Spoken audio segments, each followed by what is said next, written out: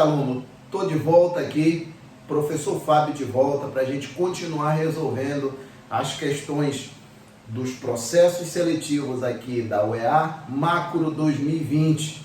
A gente já conseguiu resolver as 12 questões do primeiro dia do Macro, as 12 questões do segundo dia do Macro e agora a gente vai passar para os sistemas seriados. Sistema de ingresso seriado, SIS 1, 2 e 3. Eu vou começar pelo 3, tá? Porque a maioria dos meus alunos são do terceiro ano. Então, a gente vai continuar, vai começar por essa parte aí, tá bom? Então, são 8 questões que tem no processo seletivo aí da UEA SIS. Tanto 3, quanto 2, quanto 1, são 8 questões. E a gente vai resolver a partir da questão 45 do terceiro ano, das questões referentes ao terceiro ano, tá? Então vamos lá, questão 45 está dizendo o seguinte: o circuito da figura foi montado com capacitores e fios de conexão que podem ser considerados ideais. Aí tem a figura aí. Suponha que ocorra uma falha no dielétrico de um dos capacitores de 600 microfarads, fazendo com que esse capacitor fique em curto-circuito. Quem não sabe, o curto-circuito no capacitor vai fazer com que passe carga, no caso ali, de uma placa para outra. Aquele capacitor vai ficar inutilizado e, na verdade, aqui na configuração que está aqui, só 2 vão ficar funcionando. A capacitância equivalente dessa montagem entre os pontos P e Q será... O que tem que fazer aqui é o seguinte: você tinha que calcular a capacitância equivalente inicial. Vou colocar aqui, ó, questão 45, tá? Aqui é a questão 45. O que o camarada tinha que fazer aqui? Tinha que calcular a resistência equivalente inicial, da forma que está aqui. Como é que está aqui, Fábio? Me diz aí. Eu vou colocar aqui da primeira forma. Da primeira forma eu tenho os 2 pontos aqui. O primeiro que é o P, né? O primeiro que é o P, do jeito que está aí, é o P. Aí você tem alguns capacitores que estão em série e outros que estão em paralelo. Os de cima estão desse jeito. Fábio, no desenho não está desse jeito que tu está desenhando, não. É verdade. Não está desse jeito, não. Eu estou colocando de uma forma que o capacitor é representado de caráter geral, né? Que é essas 2 placas, né? Esses 2 traços de mesmo tamanho. E com capacitâncias iguais aqui no caso, né? Então tem aqui embaixo mais 3 capacitores. Que esses 3 capacitores daqui de baixo são os capacitores de 600, aqui de baixo são de 600 e lá em cima são de 400 microfarad, tudinho, aqui ó. Então aqui em cima eu tenho os de 400, aqui é 400 microfarad, aqui também é 400 microfarad, isso aqui é 600 microfarad, também 600 microfarads e 600 microfarads. Fábio, olha só. Me lembra aí, o que seria um capacitor? Não estou lembrado não. Está lembrado não? Bom, o capacitor é um elemento de circuito. Da mesma forma que o resistor, que o gerador, é tudo elemento de circuito. Mas faz mais o capacitor, ele tem a mesma função desses caras aí que tu está falando? Lógico que não, né? O capacitor, ele é um elemento de circuito. A função dele é armazenar cargas elétricas nas placas e energia elétrica no campo elétrico, tá? Aqui, como o desenho apresenta, está de uma forma onde esses capacitores estão associados em série e em paralelo. Aqui, na verdade, eu tenho uma associação mista, né? Aqui eu tenho 2 de 400 em série, aqui eu tenho 3 de 600 que também está em série. Esses 2, o capacitor equivalente dos 2 está em paralelo em relação ao equivalente em relação a esses 3 aqui de baixo. Quanto equivale, Fábio? A capacitância equivalente dessa configuração do jeito que está aqui. Vamos lá, né?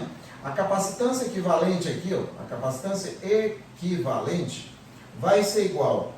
Para quem já assistiu aí as aulas que eu costumo dar, né, tanto no presencial quanto no online, e até as dicas que eu dei antes da prova. Antes da prova eu coloquei lá 9 dicas, que uma delas lá eu fazia um cruzamento do comportamento dos resistores e dos capacitores, e principalmente da associação.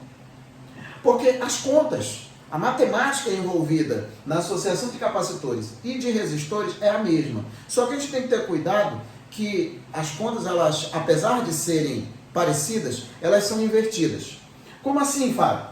Quando eu tenho resistores em série, né? Em série aqui, resistores em série. A resistência equivalente aqui, eu tenho R1 e R2. A resistência equivalente aqui vai ser exatamente a soma das duas. Vai ser R1 mais R2. Mas se eu tiver capacitores que estão em série, tu vai somar também, né, Fábio? Eu já sei. Não, você não vai somar nada aqui não. O que você vai fazer é o seguinte, eu tenho C1 e C2.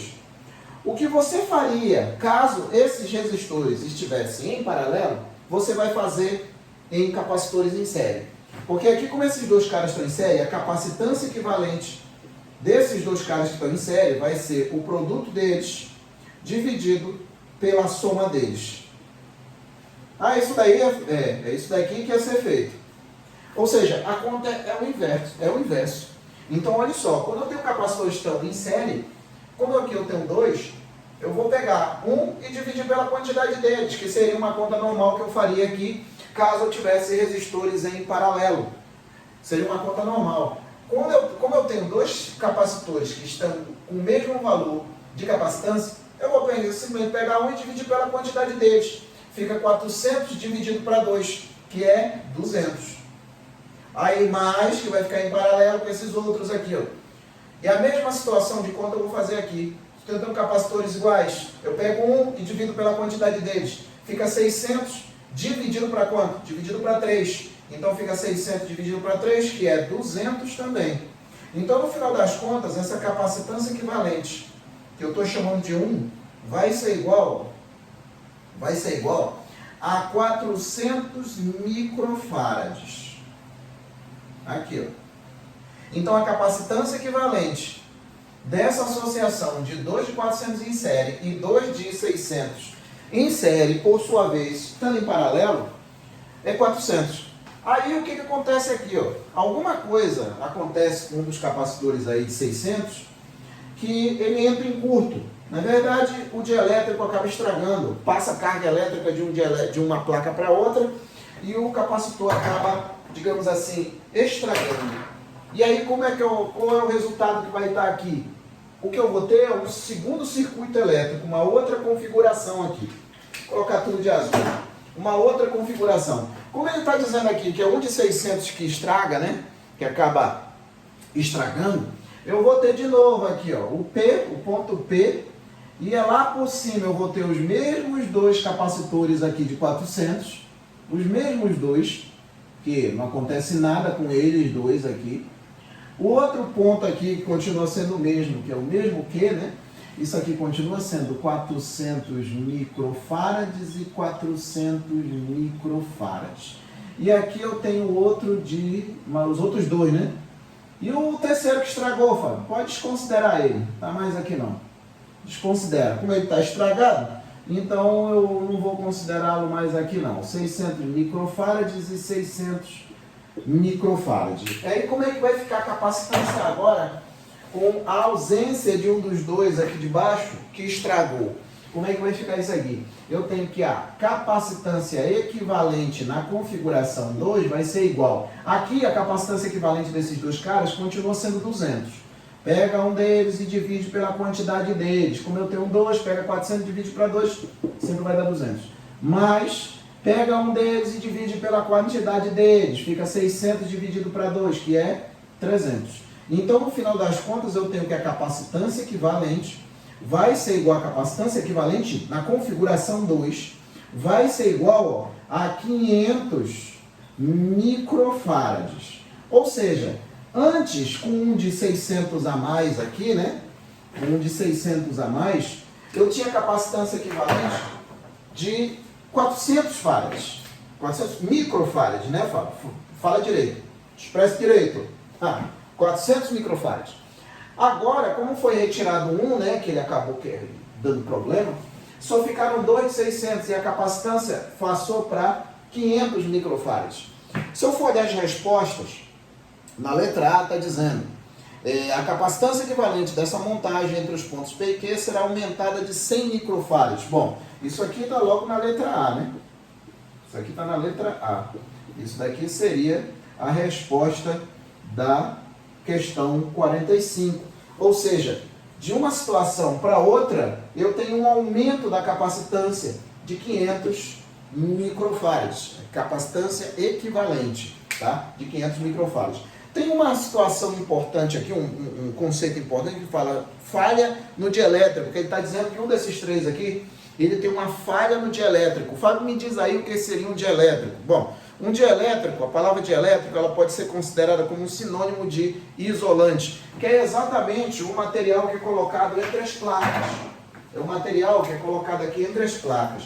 Esse material que é colocado entre as placas, ele tem uma importância muito grande aqui para o capacitor. Porque a função do capacitor não é ser atravessado por corrente elétrica. Ele não pode ser atravessado por corrente elétrica. Se ele for atravessado por corrente elétrica, ele estraga. Então ele não pode ser atravessado por corrente elétrica. Então qual seria a função primordial desse dielétrico aqui? No português claro, é dificultar a passagem de carga de uma placa para outra. Porque esse dielétrico, ele tem uma característica física dele, que a gente chama de rigidez dielétrica. Ele possui uma tensão de ruptura, que é uma tensão máxima que ele aguenta ali entre as placas. Porque chegando em determinada diferença de potencial entre as placas, se essa diferença de potencial for muito grande e esse campo elétrico for intenso o suficiente para romper a rigidez dielétrica desse dielétrico aqui, a carga acaba passando de uma placa para outra. E a gente diz que o capacitor estourou, né, no linguajar coloquial aí. O capacitor estourou, estragou e a situação vai ser substituída. Tá? Então essa que seria a situação que a questão está propondo aí. Pelo fato de ter dado problema em um dos dielétricos, está tendo a possibilidade de passar carga de uma placa para outra. E aí a gente diz que o capacitor está inutilizado, ele não presta, não serve, ele estragou, ele estourou no linguajar coloquial. Essa que seria a situação, tá bom? Então, meus queridos, essa daí é a questão 45. A capacitância equivalente aumentou de 100, letra A, tá bom? Então é isso aí, fique com Deus, obrigado pela atenção. Se gostou da iniciativa, curte aí o vídeo, comenta aí, não custa nada aí, se inscreve no canal, ajuda a gente a continuar produzindo material de qualidade e essas playlists que eu acredito que vai ser de grande valia para os vestibulandos aqui do nosso Amazonas, tá bom? Forte abraço, fique com Deus, tchau!